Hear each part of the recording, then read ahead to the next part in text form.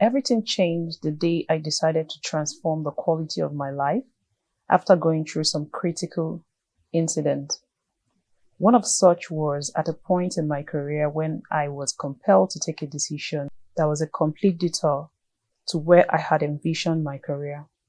During that spell, I lived with a bruised self-confidence while stuck in a career path I was not completely aligned with. These, alongside other painful incidents, were dark periods of my life.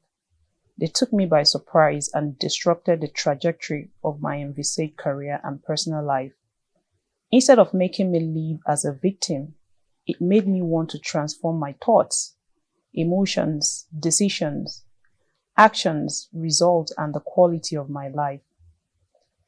During those dark periods, self-inflicted anxiety about the future increased, while my self-esteem decreased.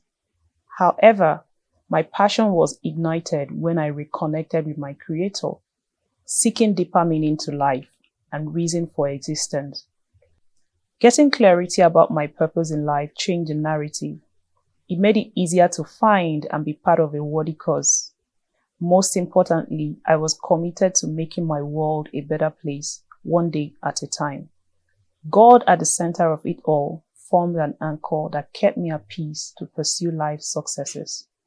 I got clarity on my identity and purpose in life, what values were important to me, how I wanted my emotional, physical, spiritual, relational, professional, financial, societal, and personal quality of life to feel. My name is Nkem Offonabo, and I like to be known or called the Harmonizer. So what I do currently is, apart from being an author, is that I'm also a HR consultant, and I'm also a life coach and therapist. So I work with organizations, I work with individuals to coach, to train, and most importantly, to help organizations build, empower their people so we can transform the world of work. Okay, when I wrote the Harmonized Life, I wrote it from a personal experience, right?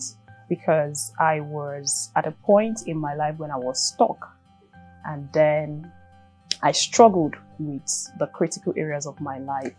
So what I did to be able to take charge of my life was practically what I wrote in this book to help busy professionals, busy, overwhelmed, and burnt out professionals. Because when you are overwhelmed, when you are burnt out, there is little or nothing you can do to increase your performance at work.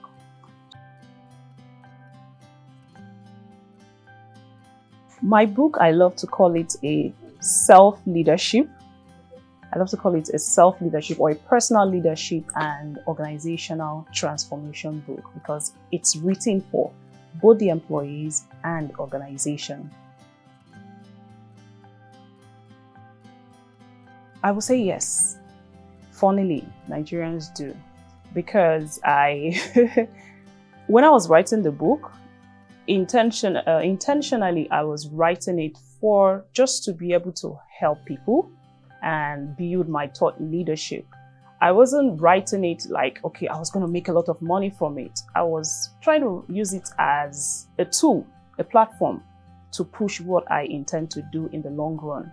But then I realized that the rave, I could tell you that the first 1,000 copies that I printed, it's gone. And it's not like people just buy. People buy and they come back to me.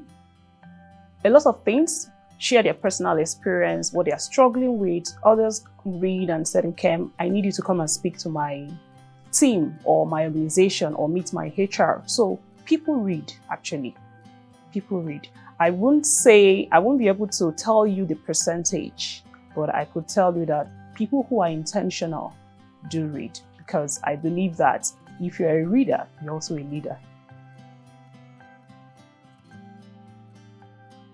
Yes, I will say, because I would say that writing has opened several doors, unimaginable doors for me, right? So when I was resigning from my paid employment, There were so many opportunities I didn't consider, right? All I wanted to do was basically work with organizations, but writing this book has opened several doors, several partnerships that I never imagined.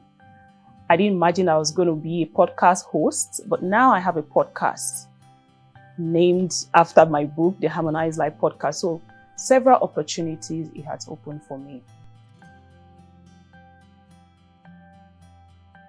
There's an element of truth to it, but like I said earlier, people who are intentional still do find time to read. I will give myself as an example. Apart from the fact that I wrote a book, I still read.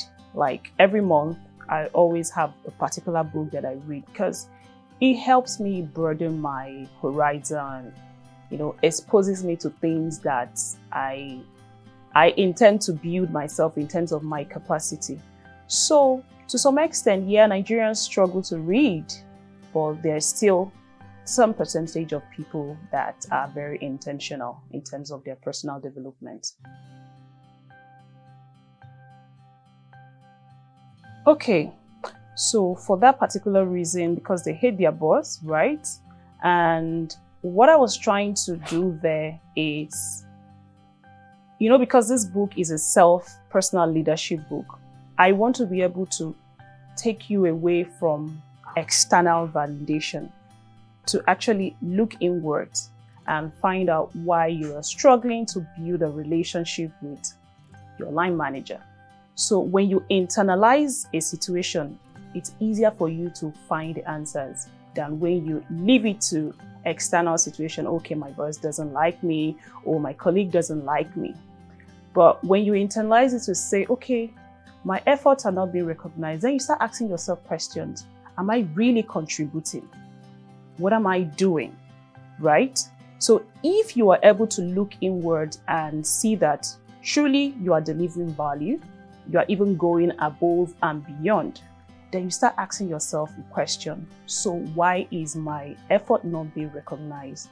Is it the culture of the organization? Do you understand? Or is it truly that my boss doesn't like me? But I will always like it to come from within, because you need to search yourself first and be sure that whatever problem has nothing to do with you. But if it has something to do with you, what can you do to change it? Well, I would say go after your dream, really. Because if you have a vision of becoming an author, don't start looking at all the things that you had to juggle with. Because when I had a dream about writing my book, mine was actually a dream.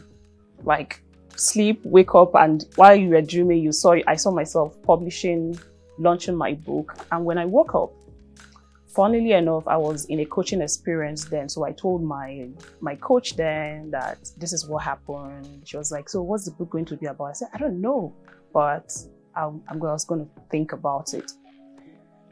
So I had a 9-to-5 then. I could have given all the excuses that I'm too busy, my work is so demanding, but I found what worked for me. So then I was in a sales role.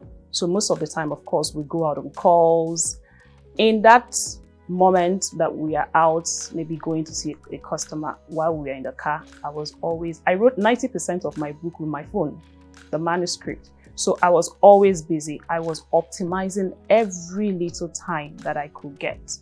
So I know women, we have a lot of things that we could juggle with, but don't look at those things. Try and see how you can maximize the 24 hours that we all have each day and work on your dream, work on your vision. That's the most important thing, I'll say. Switch to on, light on. Switching command to internal. Expectedly back, DW. Fuel tank pressure 60. ET on 55. Your nav state with back and is perfect.